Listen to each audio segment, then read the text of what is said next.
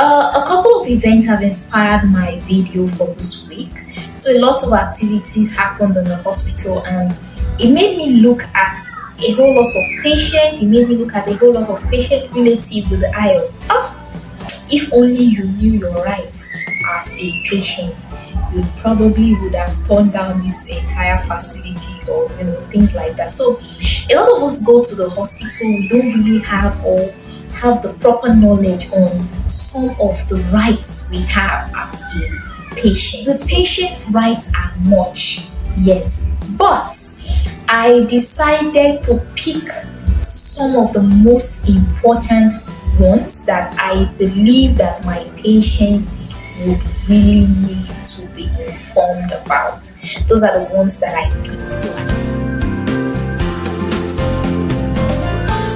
first, as a patient, you have the right to be treated with respect and dignity. Yes, you have the right to be treated with respect and dignity. Why do I say this? I've seen a lot of people come to the hospital, and I see people are like, probably maybe the health information room, you're trying to go get a card or something. Somebody like, madam, just come up for that place. No, you don't do this one. Madam, I know they like that canteen and stuff like that. With a whole lot of disrespect, a lot of person gets so rude at patients and all. You have the right as a patient to be treated with respect and dignity. Yes. Secondly, as a patient, you have the right to information concerning your health. You have the right to information concerning your health. Be it recent informations, be it old information, be it informations that are currently ongoing.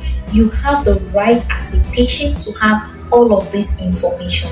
Now, there's a common tradition in Nigeria that most of the health facilities practice, and that is the try to withhold certain information from the patient. For instance, you go to the hospital and you are diagnosed of, say, hypertension.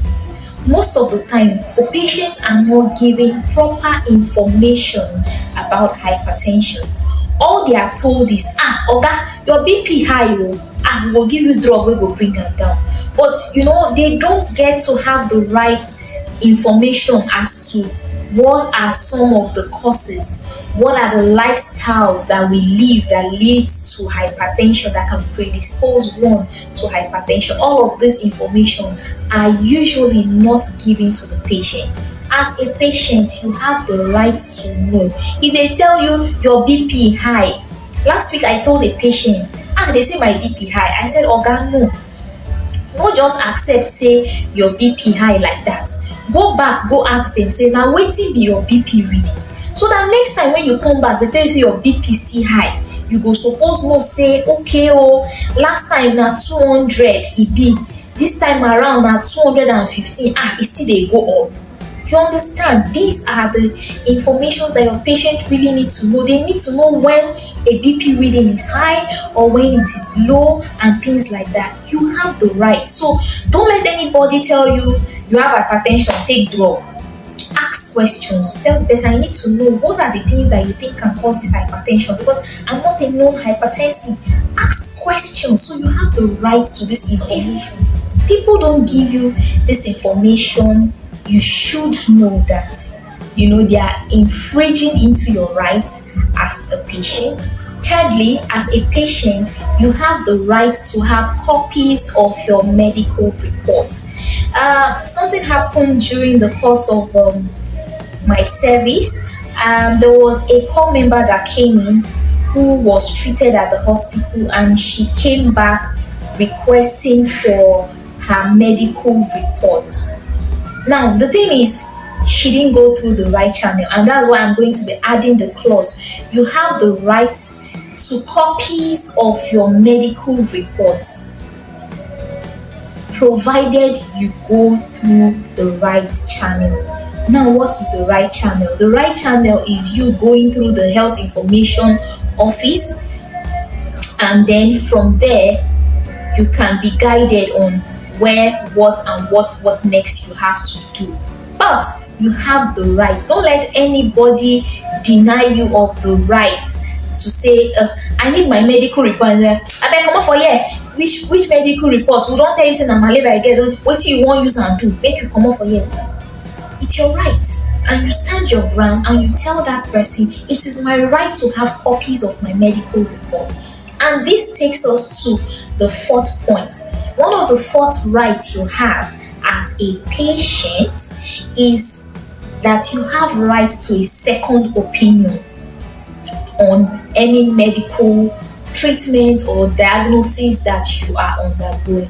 So for instance, say you have fibroid and then you went to this hospital and they're like, the size of your fibroid is about 7 inches in length and it's about 5 inches in width.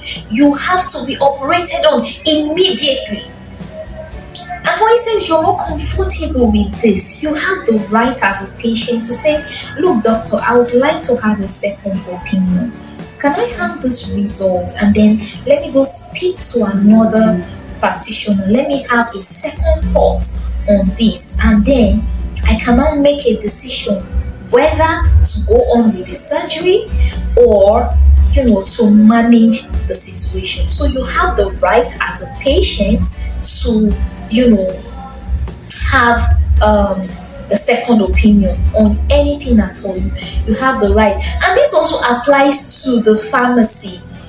A lot of pharmacists sometimes get angry when a patient comes to the pharmacy and is like, hey, I need to call my pharmacist. And you're like, okay, this is what I think you need to get. And then the patient's like, no, make I call my pharmacist first. Sometimes some of these patients, even though they might do it the wrong way, rudely, and that sort of upsets the pharmacist, I still feel they have the right to a second opinion. They want to hear from their pharmacist telling them, yes, it is okay for you to go on to take that amoxicillin capsule. Or the pharmacist tells them, no, it is not okay. They do have the right to this things. So, as a patient, you have the right to a second opinion. This brings us to the fifth point. The fifth right you have as a patient is the right to refuse treatment in the extent that is permissible by law. So, for instance, I know a lot of people, I think it was recently I got to discover that witnesses don't accept transfusions. I don't know if we get this. Witnesses, they don't accept transfusions. It's against their church teachings. Now, you can have a patient, or you as a witness, you can go to a hospital and they want to transfuse you. You have the right to say, no, I don't want to be transfused because my faith is not in support of transfusion. You have the right to do that. You can also go to a hospital and then they're like, they want to give you injection and you're like, no, I don't want injectable, give me tablets. You have the right to that. It's part of your right as a patient. So don't let anybody force you and say, now injection will work past. Yes, we understand that it is injection, but you can always ask the doctor, is there no alternative for this? Yes, so you can ask for an alternative. So if an alternative is available, then you have the right to refuse that. A lot of patients have also walked into the hospital refusing or declining admission. Most of the time, the patient, the nurses usually frown at this. It's something I've noticed. They usually frown at this. We know how, yes, a lot of people go against the doctor's recommendation. Sometimes the doctor can say, oh, madam, you have to be on admission because the situation of your child or your situation is actually critical. You have to be on admission. But if you decide and decline and say you don't want, it's your right. The least the doctor will do, the doctor will document it. Patient declined admission. And if at the end of the day you go home and anything happens, the doctor will not be held liable for that. And that's why the emphasis is that you have the right to refuse treatment in the extent that is permissible by law. So by law, the doctor cannot hold you to go on admission. But if you go against it and say you don't want to be admission, it's fine, it's your right. But if anything happens in the long run, the doctor or the facility is not going to be held for it. I want to believe that we learned a thing or two, or we have noted some of the rights that we have as patients. We'll come back next week and talk about the remaining other 5. This video is getting too long already, so we'll split it into sections. So next week we'll come back and then we'll hear the other 5 rights that we have as patients. Please, before you leave, help me click the red subscription button below. Like this video, it helps my video to get recommended. So please help me like this video and do well to share this video to your friends and every other person out there that you feel needs to hear this. I still remain your drug queen, Dorono, saying stay safe, stay healthy, and